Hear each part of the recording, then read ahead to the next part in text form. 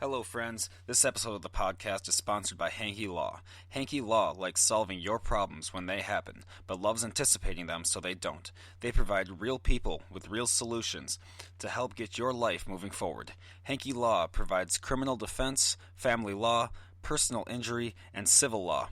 Listen, the legal system can be intimidating and scary. If you find yourself in the legal system, it's important to have lawyers who can explain the process, navigate the legal system, and protect your rights. Hanky Law's experienced attorneys use their knowledge to skillfully defend their clients. Maybe your family is needing representation during a stressful or emotional event. Hanky Law can help.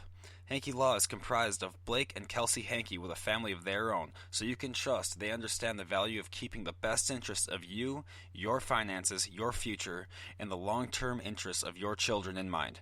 If you are needing legal help in North Dakota or Minnesota, go to hankyjustice.com or call 701-746-4529. Hanky Law, counselors and attorneys at law.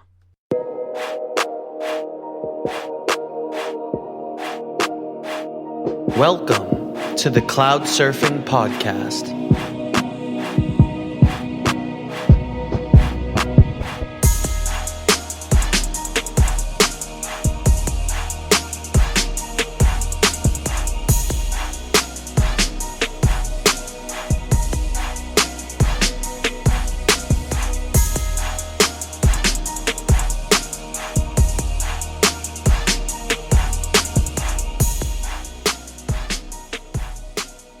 Anyway, welcome everyone. My guest today is Anthony. Anthony, say hello.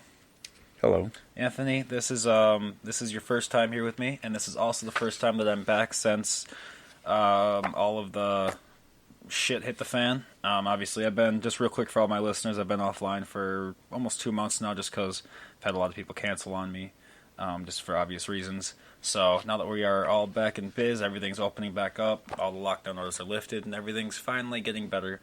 We are back, and I'm happy to have my first guest back as Anthony, because he's definitely my most interesting friend. Brother. Hello. So, I met you in college in 2014. Early, I suppose so. because it was second semester of my freshman year, and you moved into, whose room did you move into? I forgot. You moved in with... what's his name? Tyler, dude. You moved in with Tyler, so...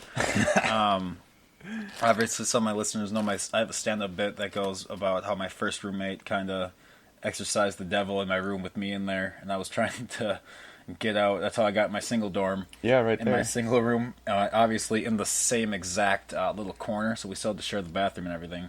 But at least I was in my own bedroom. I didn't have to sleep with someone trying to summon the demons at night. Tyler slept like a rock. He did. Remember, he lost 70-80% of his hearing in his left ear, and he always slept on his right. So.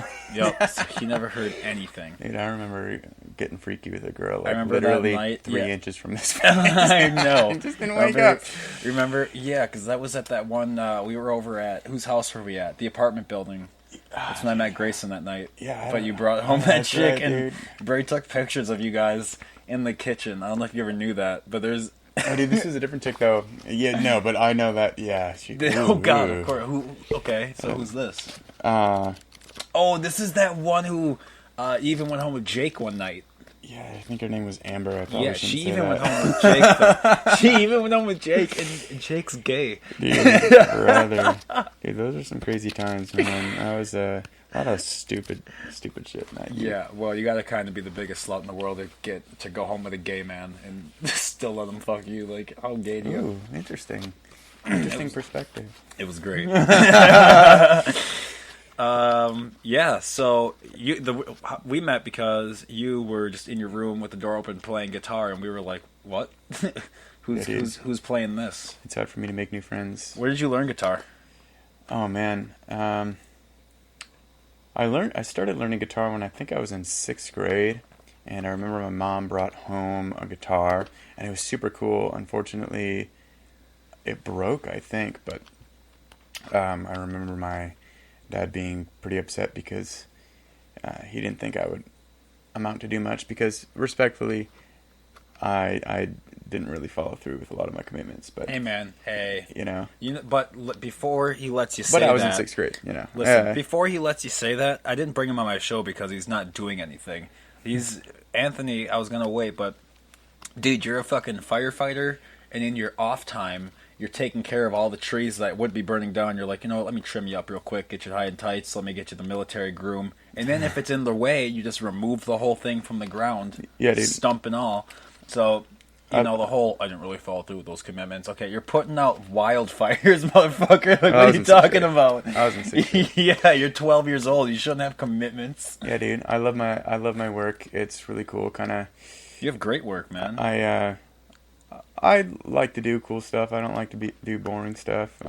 We'll get back to that, though. So you're talking about your guitar and how it broke. Yeah, but, I just continued to learn guitar. I learned from this really weird, eccentric dude. His name was Steve. He was this, like, white hippie dude with this big old afro and super goofy, but he was super cool. I really liked him. And I learned from him for, like, 2.5 years, and then I kind of broke away from the teaching environment and kind of started teaching myself. And in high school, I did a lot of, like, recording. And I actually, on my way over here, I popped in all 3 of my CDs that I made in high school in order. I remember. I bought a CD from you. Yeah, dude. And it's just like revisiting angsty teen years. Yeah. Just looking back like, oh, man, I was a sad motherfucker, dude. I'm just like, wow. It's good that we can laugh about it now. Yeah, dude. Because you're so much happier now. Yeah, for sure. Life is hard, but... I just dropped part of my... Oh, found it. Okay, good. Dropped part of my dab. I'm like, uh-oh. People know. Yeah, this is what I've got today, everyone. This is actually Hawaiian Punch. It's a sativa. Oh, yeah. Yeah. And the reason I brought Hawaiian Punch today is because a lot of people think that Anthony is from Hawaii, although he is not. I should have run with that narrative. He's just, Anthony lives an alter ego life. On top of being Anthony, he also films movies. Dude, you can't talk about this. We can talk about it. You were in Hardball, right? Mm-hmm. You were in, You can look forward to my new releases. They're actually coming out the same day. John Wick 4 and The Matrix 4. Out. Yeah, exactly. Same day releases. Yeah. You can take a look. The alter ego. I remember Keanu Reeves actually is my stuntman. I remember when you first moved in, and I put a picture of you and him side by side, and I was like, "This is the same motherfucker. This is the same dude." Dude, but not the same in spirit, man. He's a great man. You are a great man. Yeah, much better than any of us, that's for damn sure. No. Dude, he's a cool dude. He's a very cool dude. You know what he said? Someone brought up that he's like super internet famous because obviously everyone's like, breaking news, Keanu Reeves like respects women. Dude, yeah, like breaking news, there's somebody who we can respect in Hollywood. Yeah. And, who doesn't live up to the hype of fame. Yeah, he's a great dude. He's a great dude. And I'd it's like also to buy one of his your motorcycles. stuntman. Yeah, he works for you, which is great. So, how much do you pay him? Dude, my left nut. So, how long you been playing guitar? When did you start learning that? So how long would it be now? Probably like 13 years, but Started to be as a quite teenager? honest, like the last 4 years I've totally fallen out of it. And I think it's just a phase of life. I can definitely pick up a guitar and play. I probably can't play or remember a lot of things I used to play, but that's okay. You still have 3 CDs with your name on it. Yeah, one of them's on Spotify. Go listen to some high school teen angst on Spotify. What is your, is it just Anthony Morrow? Yep, if you just search my name as spelled, you should be able to find Awesome. my Are you on high school teen iTunes angst. still or no? Hmm? Aren't you still on iTunes? Yeah, it's on there as well, I'm sure. Everyone's like, Jake, Jesus, I don't know if it's still there. There's a lot of, I also have a SoundCloud, it's got different recordings. I think one of my favorite songs that I've ever written was actually written about Julia when I first started dating her. Really? That is found on Facebook, which I'm actually going to deactivate my Facebook here in the next couple of weeks. Are you really?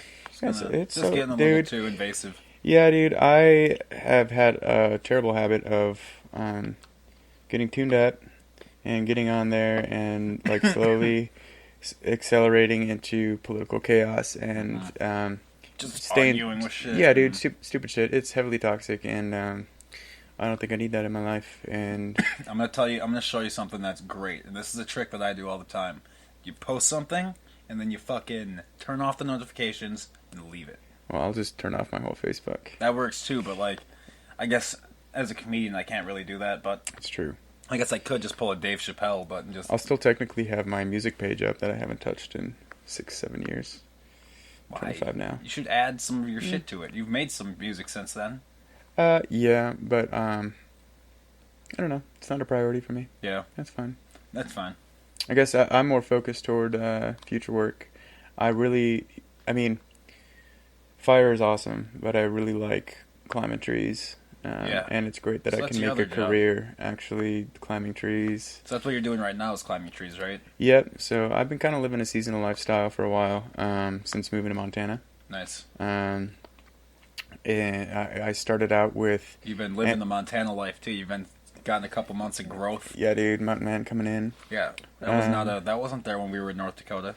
No, dude, it's been a long time coming. The hair's always been there though. Yeah, Julia actually cut off 8 inches last summer. It went from like the bottom of my back up to like above my shoulders, and I look like Lord Farquaad. Sadly, Julia was going to do an episode with us too, but obviously preoccupations come up. Yeah, she can't. Why don't you introduce Julia quick? Oh yeah, Julia is my fiance. We're getting married in September 5th, in Montana. Don't tell the specific location. Ooh. I have a lot of people listen to this. In Montana. That's a big state. Yeah. And the only we reason met. I say that, just privacy's a big thing. I had that stalker that one time. It's just whatever. You bet. We met. She was my supervisor actually when I worked for Delta Airlines. We were friends for a long time. And one day I got a little tipsy and I just went after her. And end of story. That's not the end of the story. Well, a new story begins. That's pretty cool, man. Yeah, dude. She's great. She's a really loving person. Everybody who meets her just understands like how wonderful she is. You know, just like.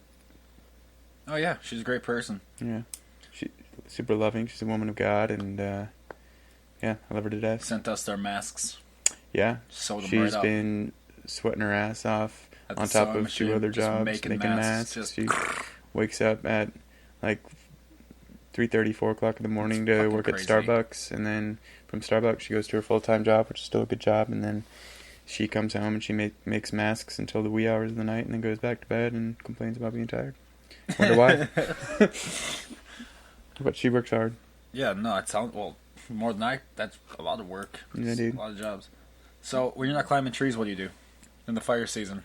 Fire season, dude. Last season was my first fire season. It wasn't very active, but you know I got enough experience. On the side, I also worked for a nursery, which is really cool, selling trees. You know, right along with the line of work I do now. So you say a nursery, it's like kind of like a greenhouse, right? Yeah, Okay. and a big backyard tree lot. A big field. Beautiful place, really well respected place in the community. Actually closed down this year because. Sad. Well, the owner, I mean, it's been open 50 years, and the owner is just getting old and didn't want to really do it anymore. Nobody wanted to pick it up, so, yeah, probably the most respected greenhouse in the city of where I live. That's sad. And, That's really sad. yeah, but, you know, it's still for sale. I'm kind of looking at the property myself. It's a pretty nice property. Yeah. Sounds pretty big. I'm kind of looking at If you pick maybe starting up my own tree business it would be here. very cool if you picked that up. That seems like something you would do very well. Yeah, I guess primarily what I'm looking at in the next 5 years is I want to focus on what I'm doing in the winter, which is tree work. You know, it's pretty profitable. Plus, I love it, and it's relatively chill. You know, I found myself 50 feet up in a spruce, just chilling up there, and it's just a whole lot of fun, you know. And it's even during the winter, man. Like, you have a crew of 3 guys working on pruning some apple trees, and you just like climb this small little apple tree, and it's the middle of the day, so everyone's at work, no one's driving by, and you have that quiet winter stillness, maybe a little chickadee chirp here or there, and you're just cutting trees. It's super relaxing. I've never been 50 feet up in a tree before. It's better than being 50 feet up in a bucket truck, which the reason why I am so worried about climbing trees is because when I was a little kid, we were all playing hide and seek, and my big brother climbed up our backyard tree and fell out of it and like broke his fucking neck, and it was pretty bad. Yeah, that'll happen if you climb a tree without equipment. Yeah, we were like, I think 8, 7. We don't have equipment at that age. We were just climbing trees and shit. Hey, that's how you learn. And well, he got ambulanced away. Yep. So that was a memory, and like the rest of my life, I was like, I ain't climbing a fucking tree. I know what climbing trees does. Dude. And then Anthony's like, yeah, I was 50 feet up in the spruce, and just hanging. Were you with me that one time we went out to the University Park, and I think it was you and Nick? Maybe, probably. Maybe. I started climbing those oak trees. I've got photos of multiple trees, and I've been with you. Yeah, dude, that's true. That's the thing. You're trying to point out once, like, dude, you just climbed trees when we were in college. That's true. When I was, I went up and visited my good friend Zane in Alaska, and it was the middle of summer, so the sun never really went down. It was always kind of like dawn or dusk at night, which was super trippy. I never had experienced that before. So like 3 a.m. it still seems like it's kind of sunny out. Yeah, the sun just went down at 9:30 or something like that, and you just never knew what time it was. And we got really tuned up off of Canadian Mist whiskey, and met one of his buddies, and that whole trip was all kind of us dicking around and doing stupid shit, but it was a whole lot of fun. And he lost track of me because I had wandered off, which I typically do. Yes, you and do. He kind of called out. He lives right up on the side of a mountain with a steep slope in the backyard. So I just went to explore. And I found this really beautiful climbing tree. And so I started climbing this tree. And from way off in the distance, I hear my name. He's like, Anthony, Anthony. I'm like, yep, what's up? And he's like, where are you? I'm like, I'm in a tree. And he's like, oh, what? I'm in a tree. Okay, don't fall. All right, man. I got my tree in my front yard, which is right in the middle of a suburban area, and I climb it all the time. It's great in the summer. Nobody sees you. You just sit up there and just hang out. Yeah, piss my dogs off, though. They hate when I climb trees. It freaks them out. They're at the base of the tree barking at me like I'm a big fat squirrel. That's hilarious. They don't like you up there. They're probably like, no, you're going to fall, dude. Get down. Dude. Like, dogs always freak out when you're in trees. You don't belong in a tree. You're a dude. fucking person, dude. Get back in the house. They hate it. You go somewhere they can't. So how many dogs you got? 3. 3 dogs. Yeah. I inherited 2 from Julia. One's a sweet lab pit and boxer mix. A lab pit and a boxer. Yeah. Primarily boxer. So he's kind of a stockier doggo. Oh, yeah. And she's, she'll just ram you right over, dude. And she's super sweet. They're all about 8 to 9 years old. So her name's Hallie, and then we have Evie, which is a small little run-to-the-litter Pomeranian. She's got an attitude like nobody's business. She runs the house for sure. Yeah. You ever met a Pomeranian that doesn't have an attitude? Dude, all dogs need the smaller the dog, the bigger the attitude. That's what I've learned. It's their defense mechanism. Yeah, it is. And then I have a recently acquired dog. My first dog in my adult life. A recently acquired dog, like you just went to the store. I've acquired this asset. Actually, quite honestly, I did. It was clear the shelter day, so all adoptions were free. And I went in with the idea that I was going to get this cat, and I had actually looked the week prior at the cat I wanted to get. She was kind of this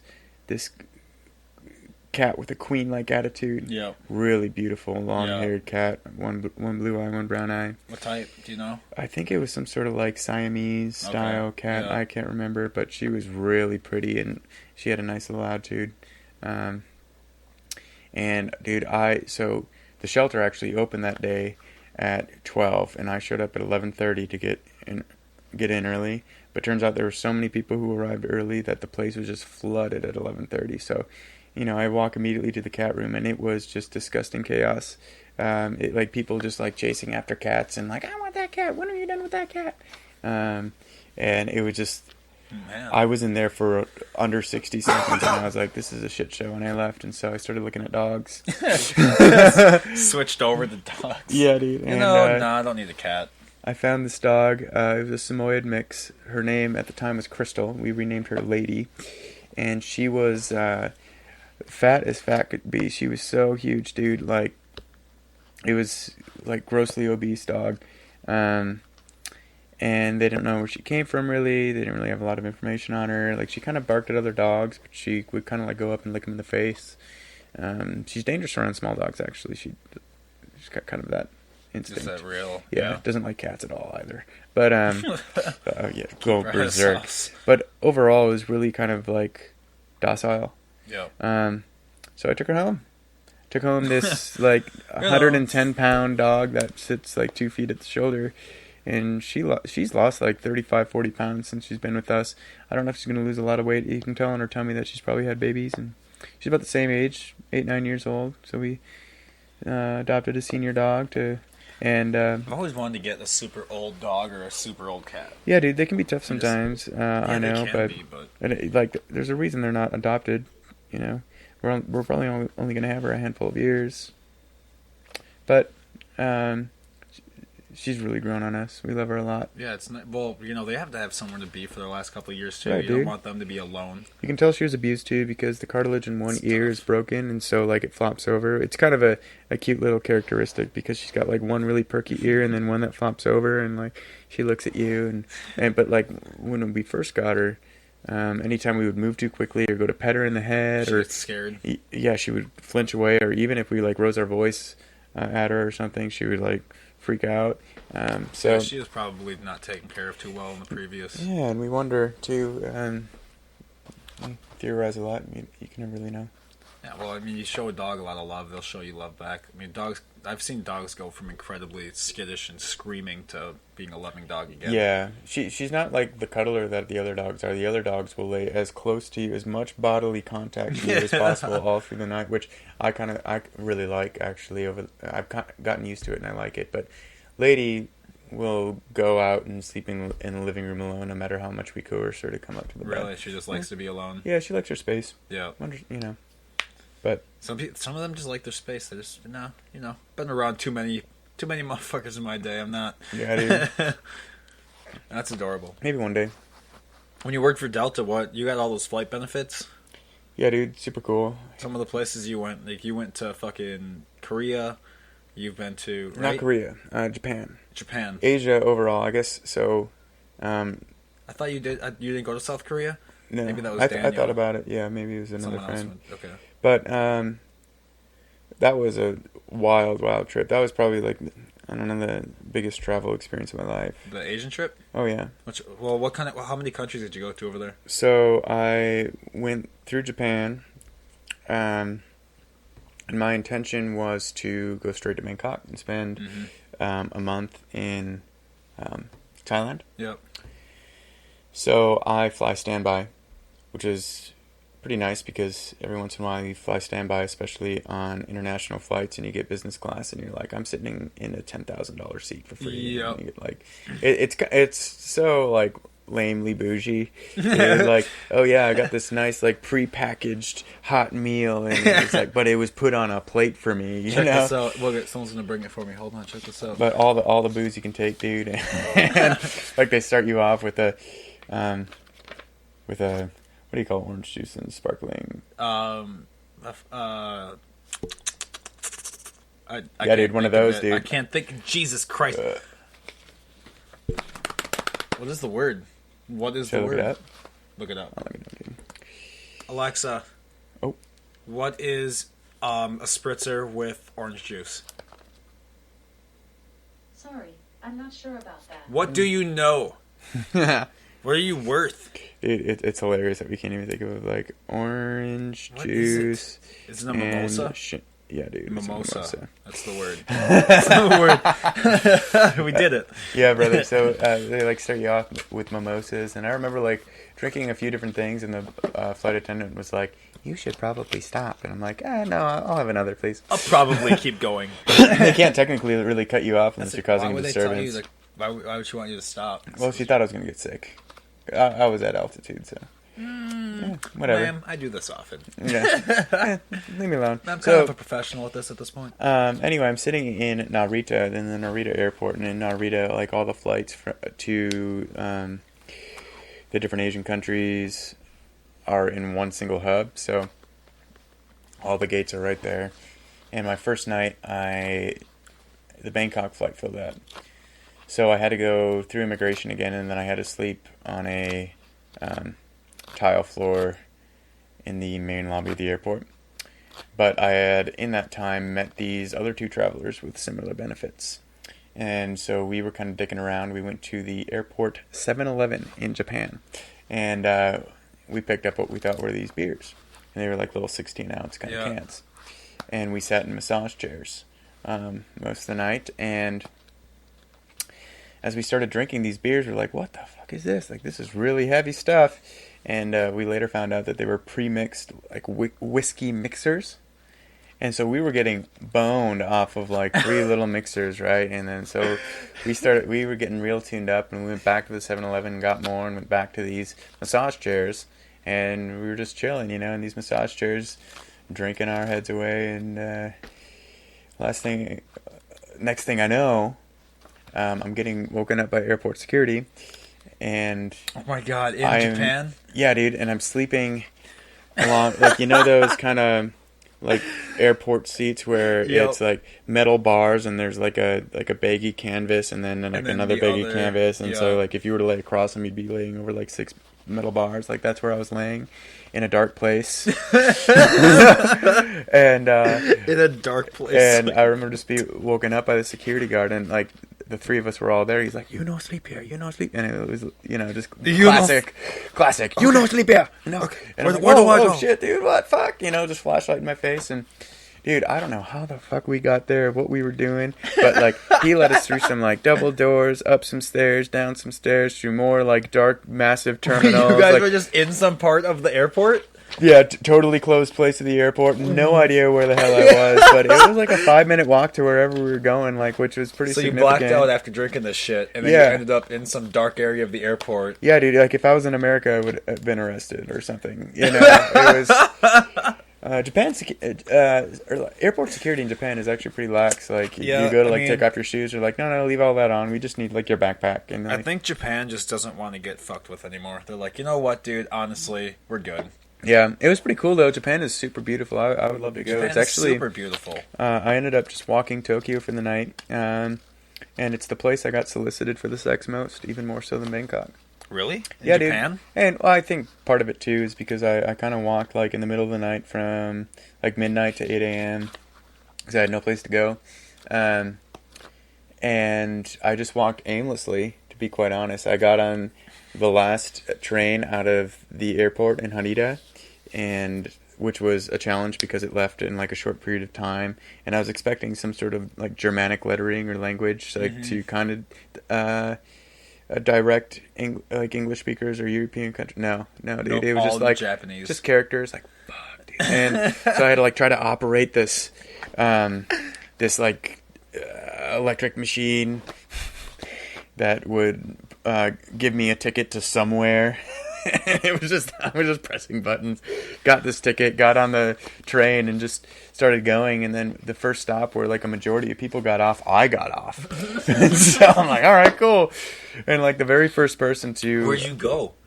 I don't know, dude. To this, like, I couldn't tell you where I went or where I was in Tokyo. I have no fucking clue. But the first person to approach me in Tokyo was, of course, this American. And I immediately smelled trouble. He's like, hey, dude. I'm like, oh, shit, dude. It's like 1 a.m. Like, what's up? Like, this long-haired, like, chubby American dude. He's like, are you lost? I'm like, oh, no. I must look lost, Yeah. I'm like, nope, I'm just going that way. I know where I am. He's like, oh, like... I can't remember the conversation totally, but I remember him saying, like, dude, like, this is a great city. You should come with me and my buddies. And he points across the street. He's like, look at them. They're at this vending machine. And this vending machine was, like, disposing liquor. And there's a bunch of these Japanese dudes, like, yeah, having, like, a fun time around this vending machine, which Tokyo has a lot of vending machines. And so it was disposing liquor. They're like, he's like, that vending machine right there disposes liquor. You can have so much fun in the city. You should come with me and my friends to this gentleman's club.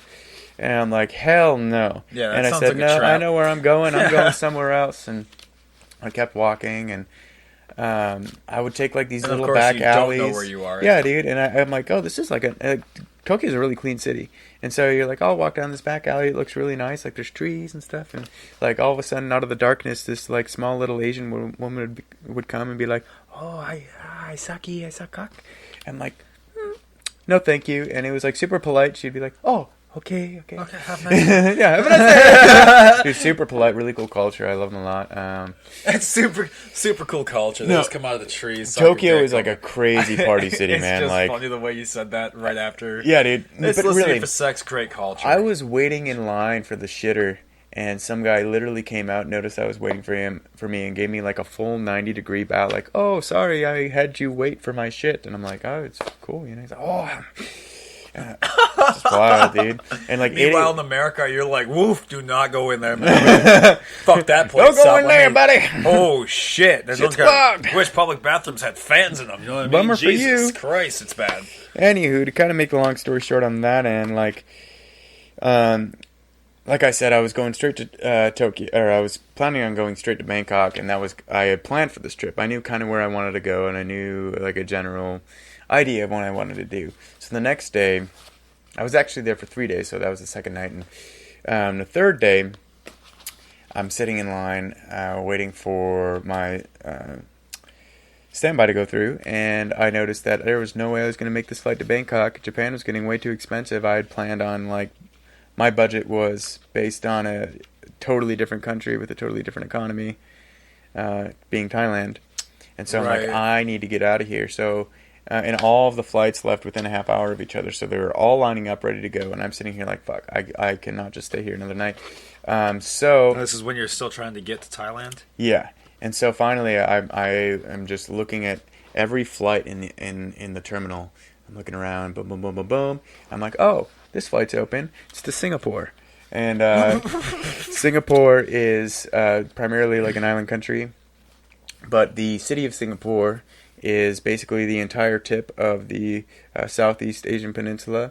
And then from there, you have a country between Singapore and Thailand, being Malaysia, and then to Thailand. And I quickly pull up a map because I just wanted to be sure what I was doing.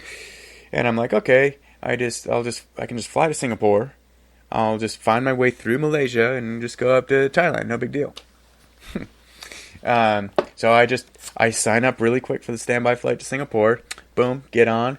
I'm on my way to this country. I have no idea what they're about. I did no research. I don't know what Malaysia is about. I don't know the ground transportation between them because I'm limited on flights from Delta because I could either go out of Singapore or Bangkok. So I have to get to Bangkok.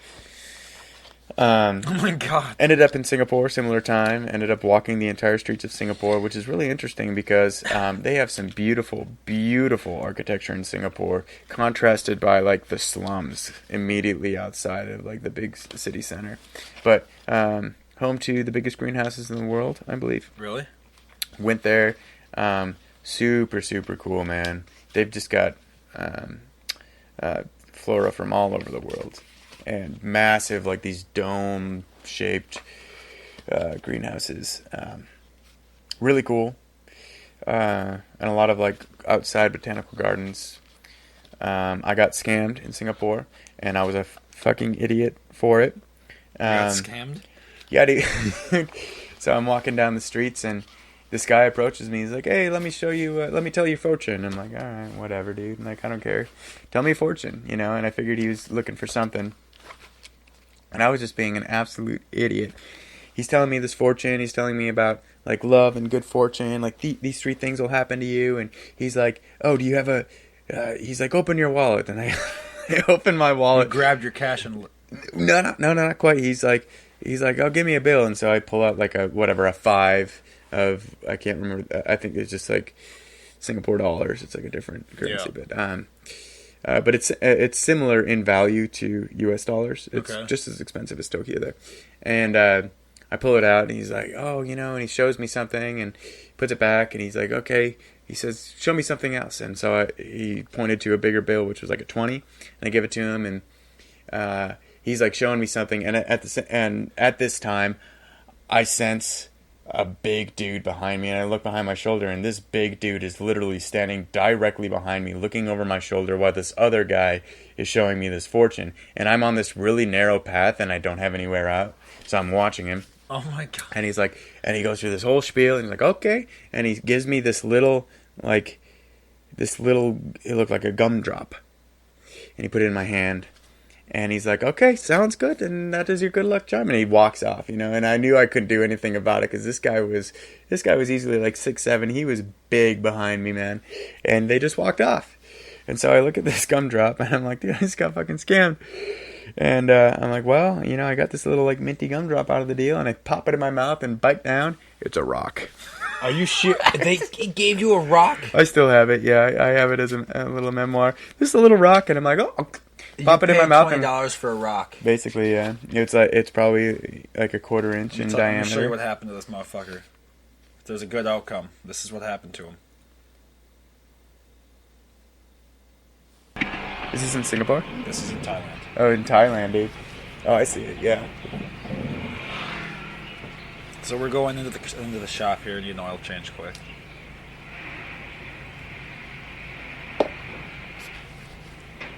Taking it slow. We don't want to tip it over. And I'm not sure if this is the front or if he's backing in. I think it's the front of his car, though. I think he's driving in forward.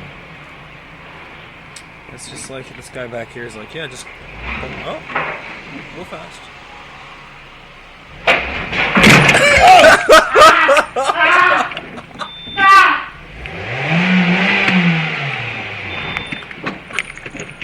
Oh, damn, dude.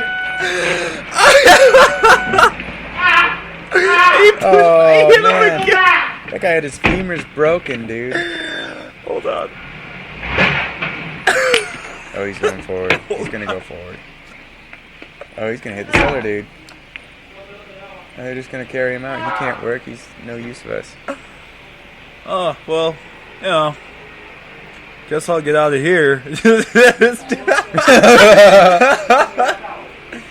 So, no, we did look into this. The guy's fine. He's fine. He actually ended up going on a lot of talk shows and shit talking about it. Yeah, so just one more time.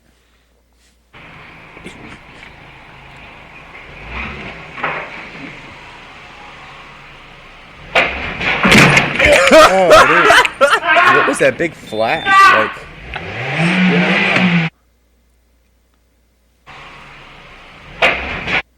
Okay. It's like he shot a gun. What was that? Yeah, let's back this up 1 second. Dude, we should be fucking detectives. Something in the car, flapped up or something. It had to be like a magazine or some shit that flapped up. Maybe he has one of those dash cams that records an accident when it happens, too. Some of those countries require that. Yeah. I don't know. I have not, but yeah, that's what happened to him. That's what happens to scammers. Or maybe it just flashed someone, you're gonna get a job camera here, and you're gonna get fucking pinned. That's what happens to scammers. Yeah. So I thought that was kind of fun. Something minorly political. While I was in Thailand, I was an illegal immigrant. I heard, actually. Tell me about that. Brother, so it kind of starts back down in Singapore, and I kind of made my way up through Malaysia, and I went to the capital city of Kuala Lumpur. I took a bus. Took a bus. You hopped on a bus and just got up to... Figured it out. Took a bus up to Kuala Lumpur, which is the main city. I don't know anyone that would do this, but yeah, it's all I had, man. I just think it's funny that you're just let's get on the plane to Singapore, yeah. Kuala Lumpur is an interesting city, dude. All the streets are named after fathers and sons. And they're not lined up at all. And I spent hours walking through that city trying to figure out where my fucking hostel was. Plus, I went during the wet season, so 95% humidity at least. Oh, man. Plus, so during the day it'd be super hot, and then during the evening it would downpour and like a fucking monsoon and wind everywhere, and it was over 100 degrees most of the days I was there. So, it was also a Muslim community, which I did not know previously, and they were observing Ramadan. and so nothing was open. I'm like, dude, why are all these places closed in the middle of the day? You were in there? Oh, I believe June, Ramadan's in August. It was June. I could be totally off on my culture here. Maybe I'm wrong. I'm probably Could wrong. be. I don't know. I'm so sorry. I didn't study this. And while I was there, I decided to explore. It's a cool country, man. Food's all right. You know, I think I need to. I don't think I really experienced true Malaysian cuisine because of Ramadan. They weren't open during the day, so I never got any food during the day. But I did go to like the Chinatowns, and there was a lot of good Chinese food, and like not like Chinese food that you'd find in America, but like delicious soups. Actual Chinese food. I once had a woman ask me if I wanted hot food, like spicy. I'm like, oh yeah, I want it hot. Like I thought she meant spicy, but what she was actually saying was heart. Wait, what?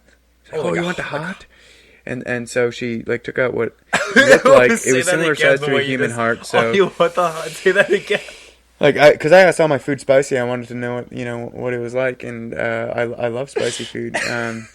And she pulled out like similar to like a human-sized heart, so I think it was like a pork heart, and she started like slicing this heart raw, and she put it in my hot soup, and it kind of cooked in there, but it was pretty good. Was it really good? What was it like? Dude, all the food was super good. It was super fucking delicious. I love the food. And you'd probably be hard pressed to find anything like it in America. It's probably the only reason I'm sure that I say like, why is a heart so disgusting to people? Like, it's a muscle, right? It's meat. So I guess I don't. Maybe it's just because we're Americans. All the other muscles we eat are meat. I'm guessing it's probably just because we're. I think it's got to be cooked a certain way. I don't really know a whole lot about it. Yeah, some people eat brains. I'm not up on culture, but what I am up on is. Can I tell you a quick story real quick? Tell me the story. We'll dive back in, but I want to tell you the story of when I. Let's get into the good part. Yeah, I know it is. That's why I wanted to get this one in quick, so I can. If I tell this later, it's not going to sound as good to what you're going to say. So tell me now. Yeah. So I went to visit over in, I don't remember where the hell I was at this time, but it was a Chinese restaurant, and it was on Chinese sovereign land.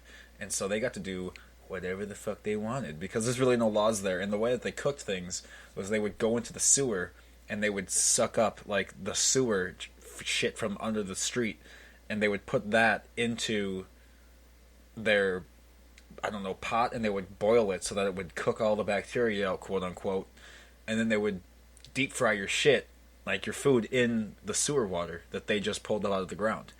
Free flavor. So then we're like, no, thank you. So we'll go to a restaurant, and we went to this restaurant that's like, we've been open for 10 years, which is a really long time for a restaurant in China. Like usually they're shut down after like 8 months because they're so bad. But we go into the bathroom. And I open the first stall, and I'm like, oh, fuck, there's just a hole in the ground. There's no fucking toilets. I'm like, oh, that's under maintenance. Go to the next stall, fucking hole in the ground.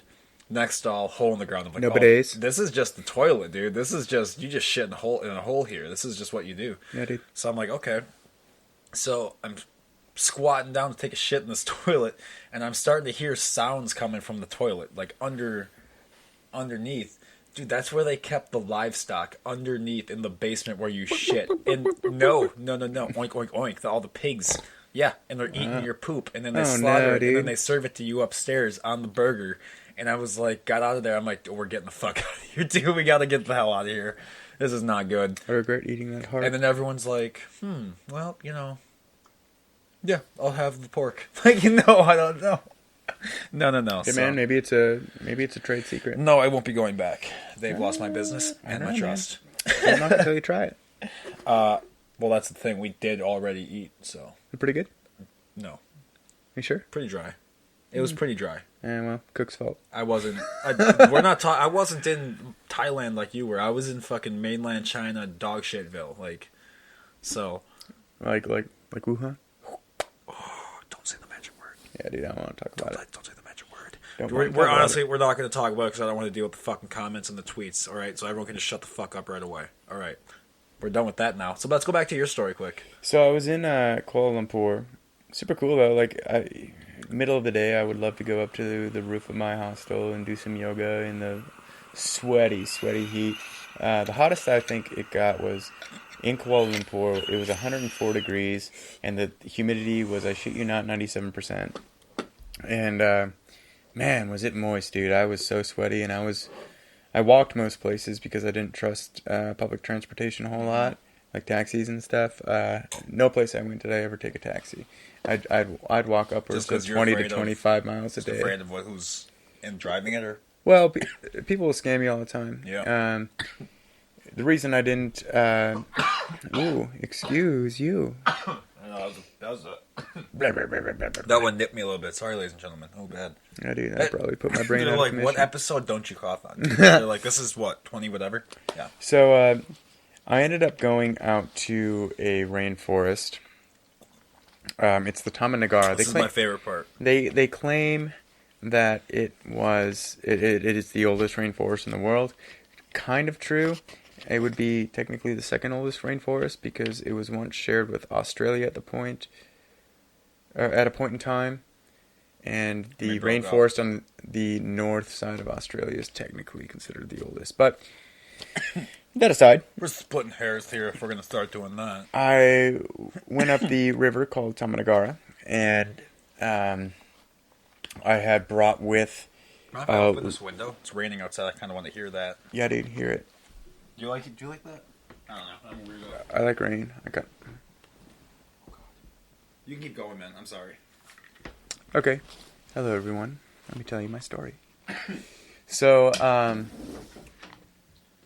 I went up this river. It was about a 2.5, 3 hour boat ride up the Tamanagara. Was it one of those fan boats, or what kind of boat you go up in? It was like a long... Like a ferry? No.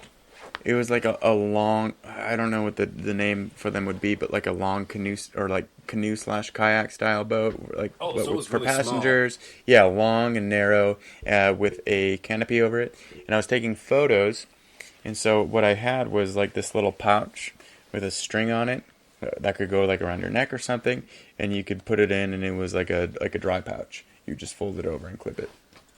And so, at the time, I had my phone in that, and I had my wallet, both in the same pocket, and it started raining while I was taking pictures, and my phone was out of it, and I took the dry pouch out of the pocket, and the string pulled my wallet right out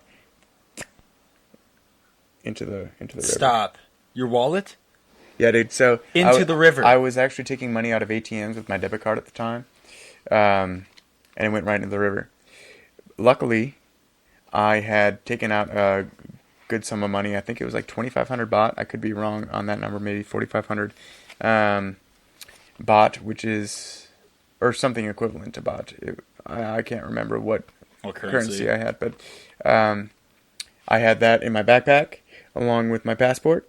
Thank fucking Lord. But that was money that was supposed to get me through like a few days, and I had 2.5 weeks, and I still had to get to Bangkok.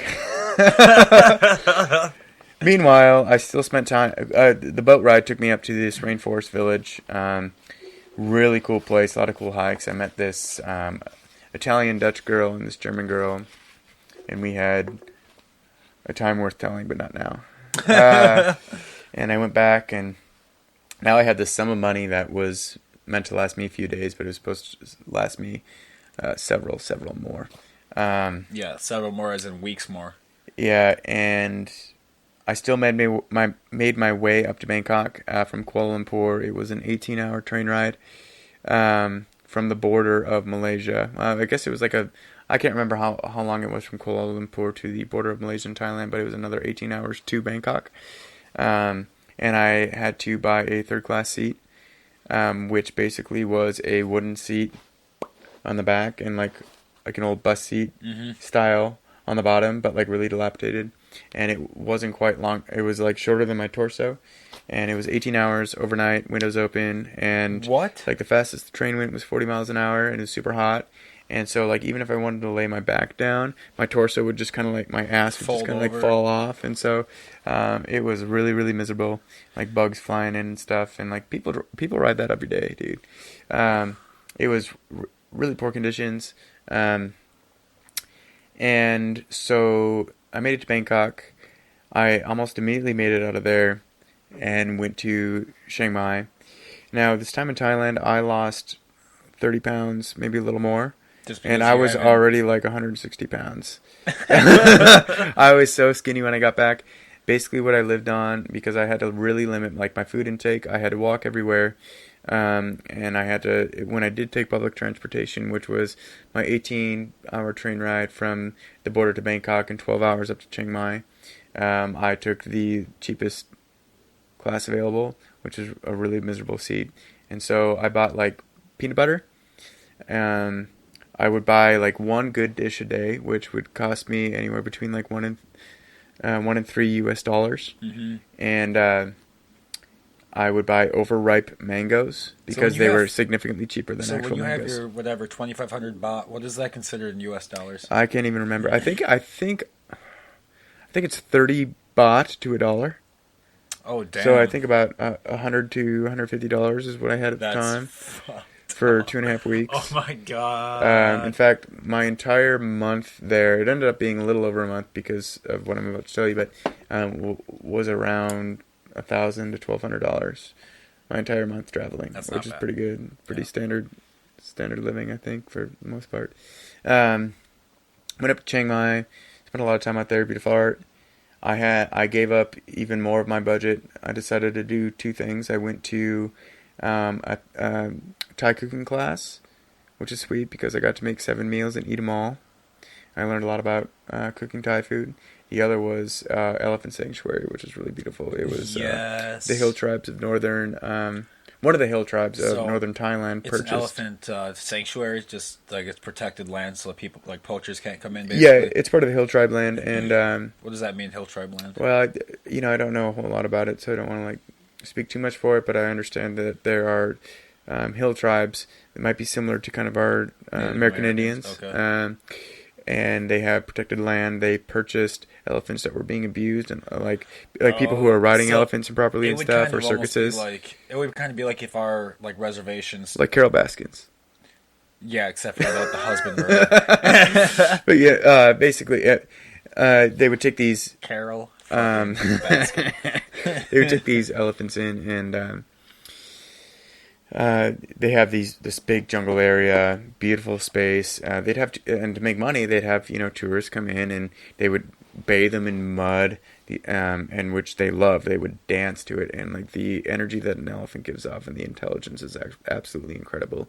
And then we would walk through the jungle with them and take them down to the river, and we would get in the river and bathe with them, and they would pick you up and throw you back in the river, and like you could tell the elephants were having a lot of fun. You would feed them bananas and watermelons, and like they got these giant molars, and I was screwing around with this baby elephant, and it was just so much fun. And their big long trunks are just, so they're bigger than our arms. With elephants. Oh, it was super cool. Something I'll never forget.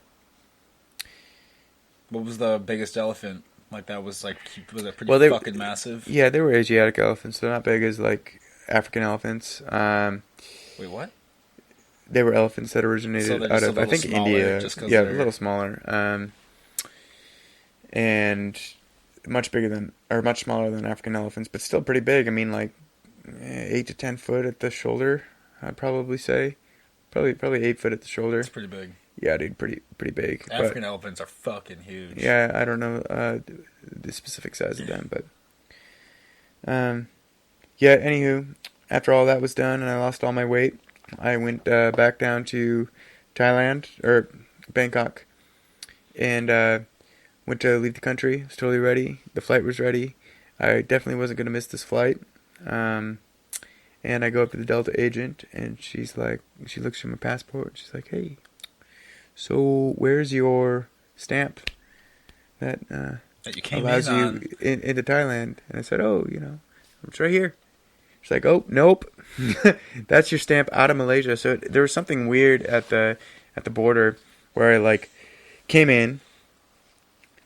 I went through immigration and they stamped me, and there was my train to Bangkok. So I got on the train. What I was supposed to do was go through that point, get my exit stamp, come through the other point, get my entry stamp, end up on the opposite platform from my train, and then walk the long way around. So I never got my entry stamp. So, like, the 2.5 weeks... You should have known that it was the most ridiculous way to get your shit. So it's government. It's Oh, dude, yeah, it was fucked up, you know, and I'm like, well, can't I just explain to immigration, like, where I was and what I was doing and blah, blah, blah, and because she was a Delta agent, you know, totally different, but she's like, no, don't do that, you know, you will be deported, and you will be arrested, and you will probably sit in jail for the processing for, you know, like, a month. And so I cried. So what did you have to do? Well, luckily, I was out of money. Totally out of money. I spent my last baht. And luckily, on my train back from Chiang Mai, I met this woman from New Zealand. She was this old, eccentric woman. And she came off the train, and she's like, oh, you know, are you traveling, blah, blah, blah. And she's like, oh, I'm so hungry. And I had my last mango in my hand. And I felt bad. I said, well, you can have my mango. Gave her my mango, and we were instantly friends, and we walked damn near all the way to the airport, and she was still at the airport. Luckily, she had like another 2 hours for her flight, so I hit her up, and I'm like, hey, I need $10. Like, I gotta get back to the U.S. Embassy. So she gave me her money, back to the U.S. Embassy. There were 2 lines for U.S. Embassy, one for non-U.S. citizens and one for U.S. citizens. The one for non-U.S. citizens was like 2 blocks long. The one for U.S. citizens was empty. So I walk right up and I call them and I'm like, hey, this is what's going on. I explained the, as much detail as I could. They came back. They're like, yeah, dude, nothing we can do for you. Not our country. I'm like, great. Great. Thanks for that. Fucking A, man. Nothing like, we good can luck. do for you. Yeah, well, aren't you the fucking... Where else do I go? Yeah, dude. You're the embassy. Luckily, I ended up... my mom transferred me money through Western Union. And I took the 18-hour train ride back to the border of Malaysia. Had to explain to immigration what was going on. I was basically in custody for 3-4 hours. And they were kind of playing like good cop, bad cop. They had different people asking me questions about sex trafficking, drug trafficking, you know, long waits in between, no water, nothing. Oh my Eventually God. I'm like, look, like this was the situation, this is what happened, this is fucking stupid. Like, why would you have it set up this way? And they let me go. I went right up to the Border Patrol agent. She took her little stamp. She pushed the stamp back 2 weeks on the little rotator. Stamped me. That was it. I went home. That is... Okay, so if people... Jake, why don't you like the government so much? Because getting a stamp on a sheet of paper couldn't even be accomplished by the United States Embassy. All because of government bureaucracy. Yeah. Like, dude... Too bad for you. Yeah, like, you couldn't fucking fax me, like, you couldn't give me directions. But it was their immigration system, too. Yeah, I could have been totally fucked, system, dude. But here's what you do. I could have lost my job. Here's what you do if you're in an embassy and an American citizen comes up, hey, this is the situation. You go, okay, nothing we can do, but here's what you should do. And then they should give you a plan of action. They should say, hey, this is the right, proper response of ways that you got to go about this. They don't just go, yeah, bummer, man. Sucks. Yeah, dude. I gotta pee. Go for it, man. Take a quick piss break. We'll be right back, guys. We're back. I washed my hands. You did. Thank you. So, obviously, when we were first talking, we were talking about how when you first came into college, you recently moved back to the mainland from Hawaii because you went out to Hawaii for a little bit to live. What did you do out there?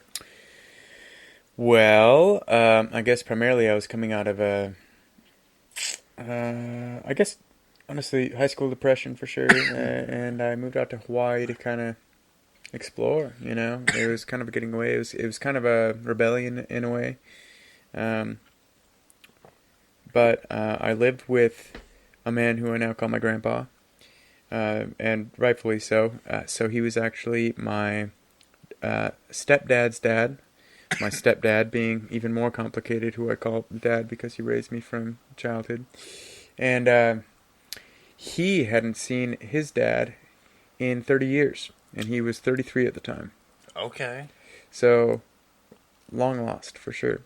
And so I went out and lived with this man. His name is Steve, and he was a longtime resident in Hawaii. And he and his wife were so accommodating. sometimes difficult, and again, rightfully so. But I spent a lot of time. Spent a lot of my time surfing, smoking pot, and hiking around, dude. What else do you do in Hawaii? As That was a hypothetical. Yeah, right, Obviously. Dude, surfing's one of my favorite sports for sure. Yeah. It's super empowering, but I've never been. very dangerous, dude, for sure. Like, Well, I've done like the boat surfing, like we're yeah, totally. Like the people, Midwestern white people thing where you Yeah. just kind of get behind a boat and play around on the lake. it's a hell of a lot different when you get under a 12-foot wave that's and what I'm it, saying. and I wanna do puts real you through a surfing. washing machine. I want to do real surfing. Dude, there were many times where it's frightening, dude. It could easily kill you. Whether your not? head gets smacked down on Cool. the reef, or whether you just keep getting pulled under the same wave after wave after Onto wave. the reef, as in like the shit under the ground, or Yeah, what? yeah, on the ocean floor. So basically, a wave comes, and it's kind of energy through the ocean, and then as it approaches shallow waters, it grows in size because it has that energy behind it, and eventually it comes to a point where it breaks, and that's where you see the curl of a wave. And inside that wave goes around and around and around. If you get caught sideways in a wave, you are literally in a washing machine. It's just like boom, boom, boom, boom, boom, and you can't do anything about it.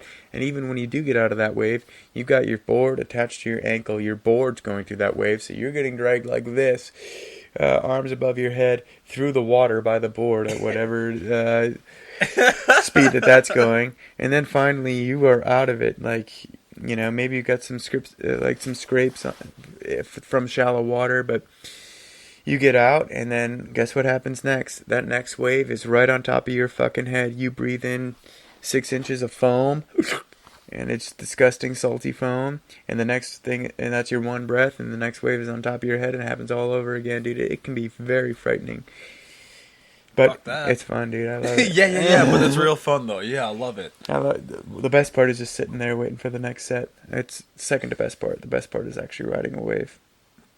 And did you learn that just by going out there? Yeah. That's fucking crazy. You gotta learn it.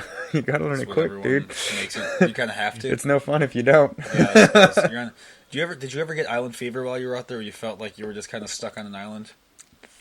Yeah, dude. Over time, really claustrophobic. I was on Maui, and that's a fair sized island. It takes many hours to get around. But even so, I grew up I lived on Haleakala, overlooking the valley, near Kula.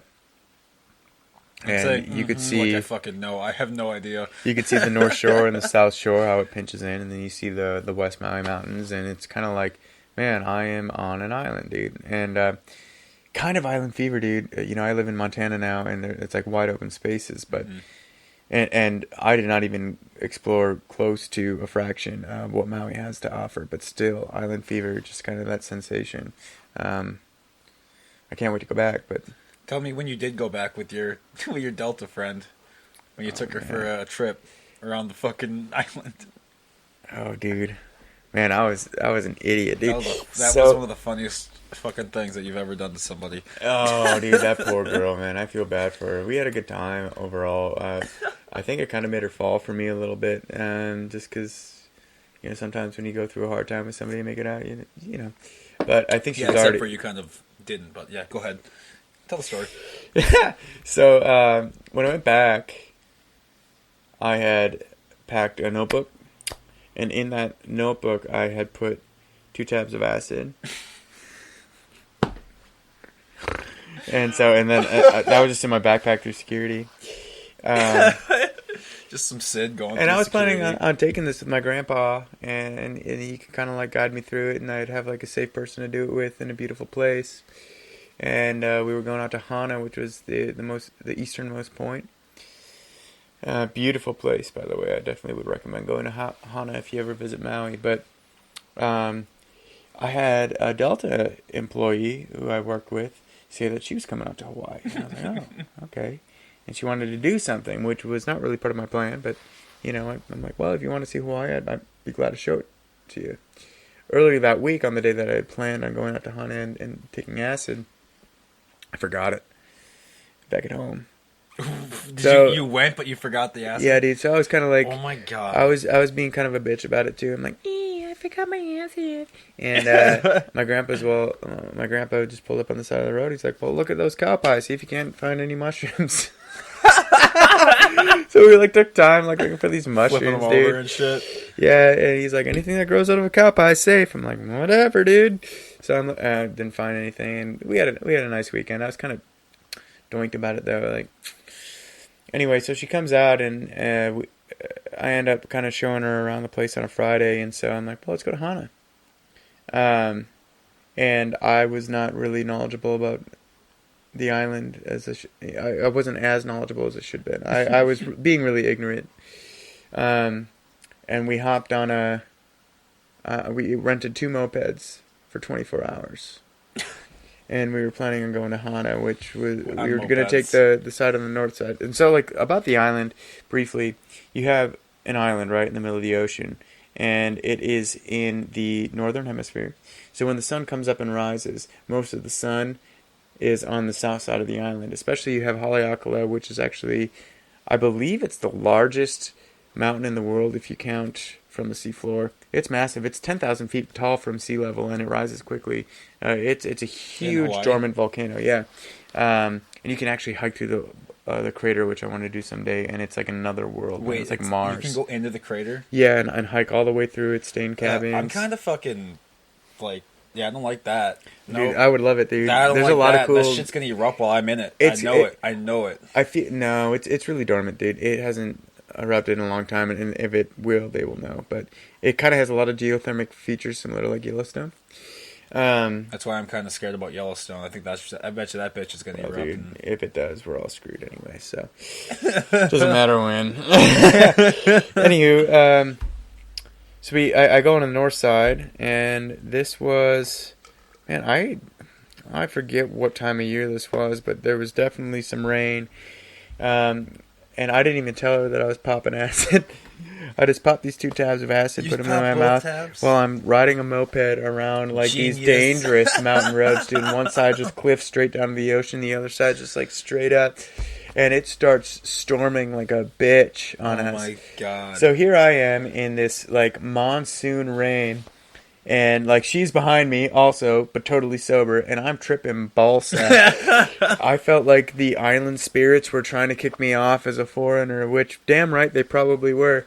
And as I'm you get these weaving roads in between these valleys and ridges, and there was just water, 3 inches of water pouring down these roads, so fucking dangerous, dude.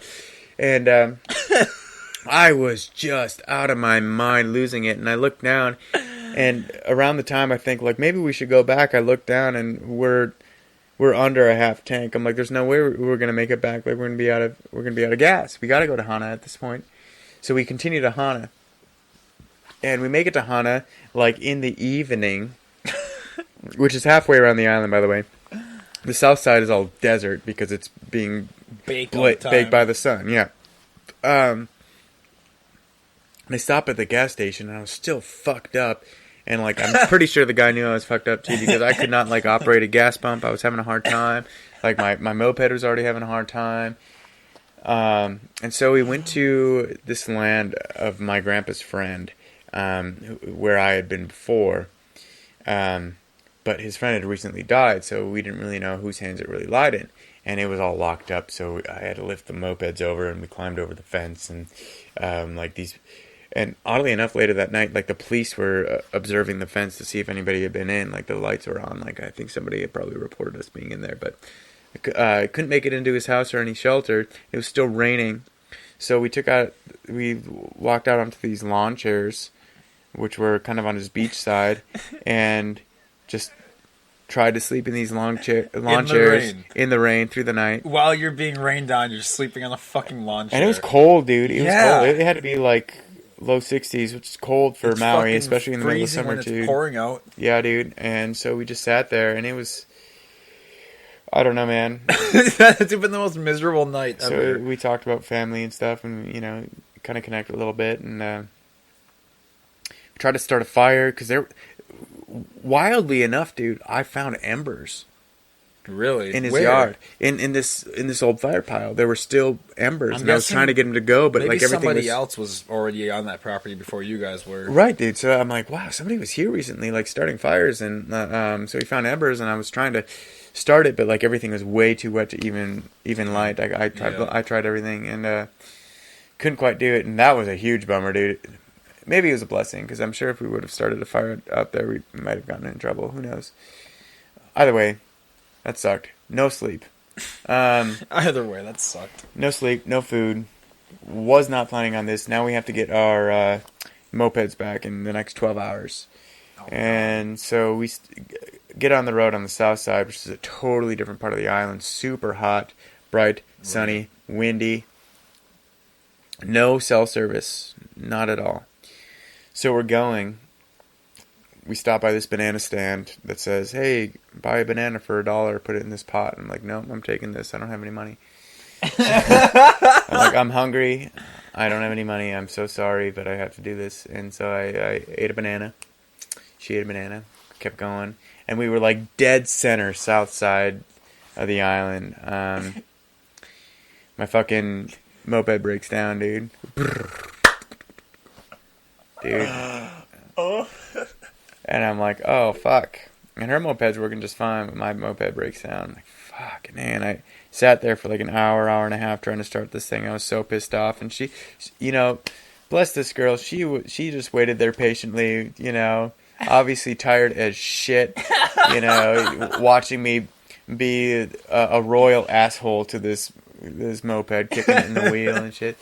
And, eventually, I realized I was not going to get out of there with this moped, so I looked at her and I'm like, so, basically, you go down this road, you take a left, and when you reach this road, you take a right, and just, you can see the valley, you should be able to know where to go. This girl never lived on the island, and I just sent her off, dude, and I'm like, good luck. No idea where to go. I'm like, good luck, see you later. And, man, she's super resourceful because she did find the way back to the place, which, good for her. But I just sent her off, and that was the last I saw her for like 3 weeks until we worked together again. So I'm sitting here with my moped, and I'm trying to hitch a ride, and everybody's going towards Hana. Nobody's going towards the valley, and I was there probably 3, 4, dude, damn, maybe 5 hours. It was a long time. And it was hot and dry. I was dehydrated as fuck. And I should stop laughing, but dude, god damn it. This guy rolls up and he's going towards Hana, of course. He's in this little fucking sedan and he pulls up, he slowly rolls down the window. I've got my thumb out. He's like, hey, your moped broke down. I'm like, yeah, motherfucker, what else do you think happened? He's like, oh, dude, bummer. He's like, hey, you want a beer? I'm like, cool. So he kind of like pulls up on this lookout, and we're looking over the ocean. Beautiful spot, really, if you weren't broken down and stranded. And he pulled out an ice-cold Pacifico and gave it to me. It was in a 16-ounce can. He's like, you smoke? And I'm like, well, you know. He's like, you smoke bud? I'm like, yeah. So, you know, we're sitting there smoking a bowl. He's talking about his baby mama. I'm drinking this ice-cold Pacifico, like, enjoying my time. We talked together for probably an hour. I don't know who went by because our back was to the road, and I just didn't care. I was enjoying the company, and he's like, well, I gotta go. I'm like, okay, see ya. Was there for another hour or so before... He just left you on the side of the road? Yeah, before these two gals pull up in their pickup truck and they help me get the moped on, and I ride another 2 hours into civilization. Called my grandpa. They dropped me off where they could. Called my grandpa. He picked me up. We dropped off the moped in some random-ass place and just called the guy, said, here's where it is, and that was that. Wait, where'd you drop it off? I think like a hotel. The moped? Yeah. It just called him and said, this is where it is, man. Yeah, dude. I couldn't remember where yeah, dude. Because you forgot where you picked it up? Yeah, I think so. I don't remember the details, but she was staying at that hotel. That's why. And her moped was also there. So I parked it right next to her moped, and she was going to take it back. Or she was going to call the guy and tell him to pick him up because it wasn't operational. Hers wasn't either? Well, hers was, but I know But that hers fuck was that. there. So. Yeah. Gotcha. Like, pick them up here. God damn it. They didn't charge us. They didn't even bill you? No. Well, they didn't charge us for, like, damage or anything. Oh, okay. Well, yeah, I mean, it didn't work. And also, neither of us had been on a moped prior to that trip. So. Oh, my God. Which, I mean, it's pretty straightforward, but still. Do you have any experience growing any bud at all? No, personally, not a whole lot. No? I know a guy who did, and I shouldn't talk about it, but he was on Hawaii and supplied a lot of it. But I think it's legal there, isn't it? yeah, but he was growing an illegal operation. Isn't that weird? Isn't that a weird thing? You can pay the government $100,000 and get a sheet of paper that says you can grow weed, and then it's okay. Or you just grow weed and then It's also different because this was 7 years ago. So. Oh, I got you. But I still wouldn't say his name. Yeah. No, I'm not looking for names. He had a beautiful dog, though. I'm just asking if you knew about it because I think they're cool plants. Yeah, they are really cool plants. Really, I don't smoke a whole lot anymore. Yeah, same. But I've had my experience. You don't really dabble in it anymore. Just kind of done with it. Just cause is it because of work, or what's just because you don't really want it anymore, or what's the? Well, I don't know. Maybe I should because I drink a lot less. Say I just gave up drinking, and that's kind of what made that go up. Good for you, dude. And I lost like 40-something pounds again. So You look great. Thank you. I went from 250. You look really handsome. Thank you. I didn't get a haircut though, dude. Really bad. No, But dude. I went from 250 in Christmas of 2018 to now I'm 155, dude. Good, dude. Thanks. Yeah, feel better. Still pissed off a lot. I do like my psychedelics, though. Not so much in a recreational sense, but more so I take them very carefully. Yeah. Yeah. Totally different thing, though. Totally different monster. People like to equate it to weed in some way, but it's really not. Alcohol? No, psychedelics. Oh, psychedelics. I misheard what you said totally. I'm Yeah, sorry. psychedelics. Oh, God. I like my Yeah, psychedelics, it's not though. the same. They're totally different. Yeah, brother. What? No, I'm just thinking about it. Oh. How was your trip in the Boundary Waters? That's Brother, where it was you just great. came from. Yeah, dude, I had several of my friends up there. We had an absolutely extraordinary time together. I took some mushrooms, and it couldn't have been a better place to do so. We weren't bothered by a whole lot of bugs, and I mean, I love being on lakes in that frame of mind. Big open space, so you don't feel super confined, which can sometimes be an issue for me, and things touching you, sort of thing, and catching fish, and I learned something about myself, actually. What? So one thing that I noticed is on a psychedelic, like a traditional psychedelic, you typically kind of lose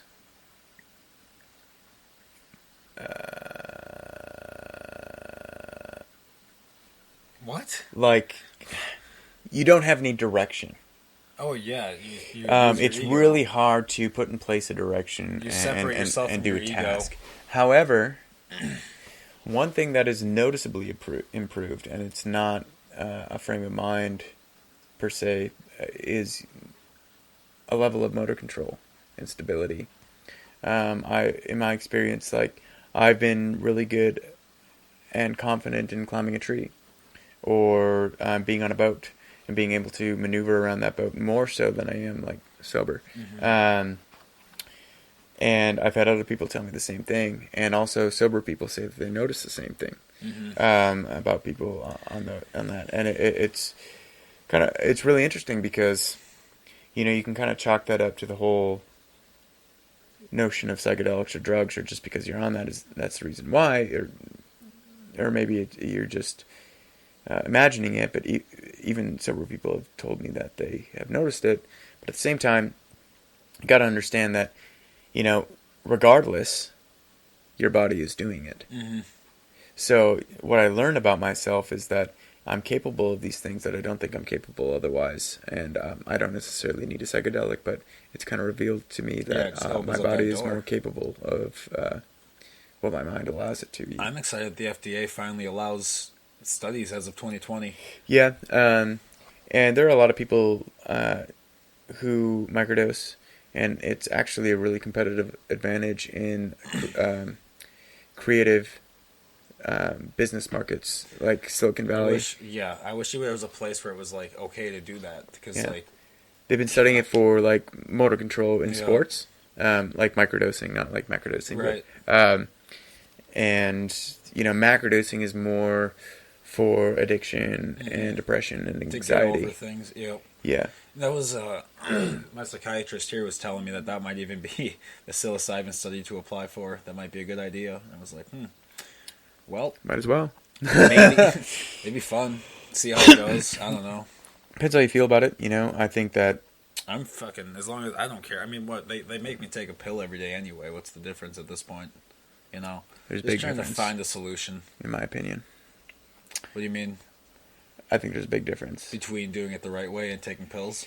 Yeah, dude. I mean, yeah. Consider like things like Adderall. It's literally an amphetamine. No, I know it's just legal meth, but I'm basically using it for now because there was nothing else that worked. Of course, totally understand. Time, so, I've got a good friend too, another good friend who. Yeah, eventually I'd like to get off of them, but at the moment that's probably not going to happen. Right. Yeah, and I have my own opinions about pharmaceuticals. But. I think we all. I'm pretty sure it's a general like big ass pharma, not very good. It's a pretty standardized. It's just people don't like when I don't know if you like demonize Johnson & Johnson as a whole as compared to a study group who made the specific mesh that you're talking about, who then covered up the report and submitted like all that other shit. It's like it's tough when you use like small examples and kind of blanket statement a whole thing, Yeah, and don't get me wrong, like these pharmaceutical macrodoses definitely have their place, but they're not the only solution. They're not the only solution. Because they're definitely sold as the only solution. They are, and I think almost like it's kind of weird how like Marlboro can't make a commercial, but like Sudafed can. Like, why does that make sense?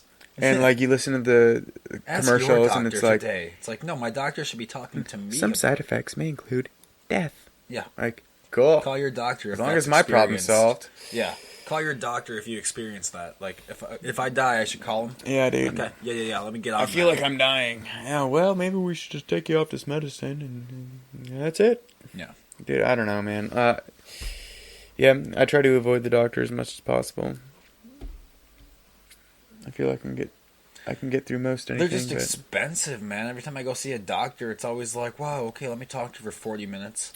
Yeah, I just got health insurance for the first time. Did you really? Yeah, last year I got foot drop out of fucking nowhere, which basically, like, I would have my foot and I'd be able to flex it and whatnot, but with foot drop, I just woke up one morning and I could not pick up my foot.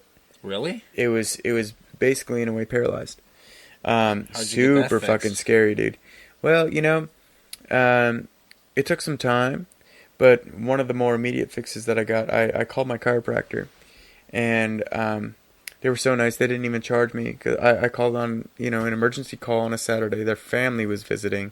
They were already helping me out with a lower back issue, and I called them and said this is what had happened, and it didn't fix it totally, but they started using laser therapy and oil therapy and did chiropractic work, and I was able to pick up my foot just a little more each time, and one day, over time I just was able to use it again. They thought maybe I pinched or severed a nerve out of nowhere in my lower back. Or something? No, I was just chilling around my house, dude. That's crazy. It was really scary because I actually got my first fire call shortly after. I'm like, well, I can't hike like this.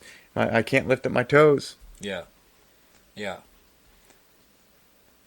Maybe it might have just been from working so much too. Like if a lot of times, like Like, picking up trees or something. Yeah, well, I mean, I feel like you'd notice that right away. I don't know. It's hard to say. my day job, like, Could have they just slept on it wrong. increased how much we have to work at my day job. Like, now they want us working 6 days a week and blah, blah, blah. And it's like, and then they're trying to tell us that we're not working that much. Like, you guys don't work that much. You just put in like 240 hours. What the fuck are you talking about? You know, I don't know. It's. I mean, again, I chose a job that does work that much, but when I accepted the position, it wasn't what they told me a bunch of bullshit to get me to take the job, and then here we are. What else is new? That's kind of what happens in the marketplace. So what are your goals in RuneScape, dude? My goals, well, first of all, my goals are to, I think I have to get a couple more levels up so I can get up to level 96. There you combat, go. You know? Big steps. Yeah. Slayer, dude. Anthony and I really bonded over this game, RuneScape. A lot of you guys know, a lot of you guys don't. But it's just a massive online MMORPG game. And Too few people play RuneScape. I don't know if too few. I kind of like it that way. I like it with the people I know, but a lot of people that I did know who played also kind of gave up on playing, so it's tough to... but Never changing game. it's a great game. It is a great game. I enjoy it thoroughly. Honestly. Yeah, we've been playing that. We used to spend a lot of time in college playing that fucking game. It's the perfect like fantasy game. You know, you Yeah. have all these skills and such an open world and like Yeah. so much to do, dude. I think we did this once, like, and it's not actually a whole lot for a character that you made 15 years ago, but I played 30 days on that game. Mm-hmm. Granted, there were a few years that I kind of didn't play, but still, that's a lot of fucking It's time. a lot of time. And I'm not even close. Yeah. Not even close, dude. Well, brother. we've only got about 15 minutes left until the camera's cut out. Oh, nice. So anything you want to get out before we move on? Brother, we could talk all day. I know we could.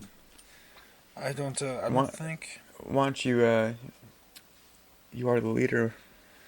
Yeah, I don't think I've really got anything. I don't really want to get too deep into a lot of the mainstream shit, just because I'm trying to keep it kind of light right now. Enough people have enough shit to stress about. Yeah, dude. You know, trying to keep people off of that shit. Until another time, I guess. I guess I need a lot of people to remember, like, during this time, don't forget why you started doing this shit, because, I mean, people had jobs for 30 years with full benefits, and out of nowhere, this fucking thing came around and took your job away from you, and you lost everything. And you had absolutely no say in that. None of it. So I think a lot of people after this are going to realize more, like, hey, if this job is going to be gone like that, and I didn't even do anything, why am I so loyal to this job? The other thing is, too, a lot of people are working from home, and that kind of makes a lot of people excited. And you got to be careful about working from home and trying to promote yourself as somebody who can work from home, because anybody who can work from home can work from another country. Mm-hmm. It's exactly true. So, be careful before selling off your job Yeah. because you want to work from home. Yeah. Remote work is good. It's just you need to have a company that is committed to where the remote work is done. Absolutely. On that note, it's good having you here again, man. I haven't seen you in a while. Love you, brother. Glad to have you back. Love you too, man. All right, take care.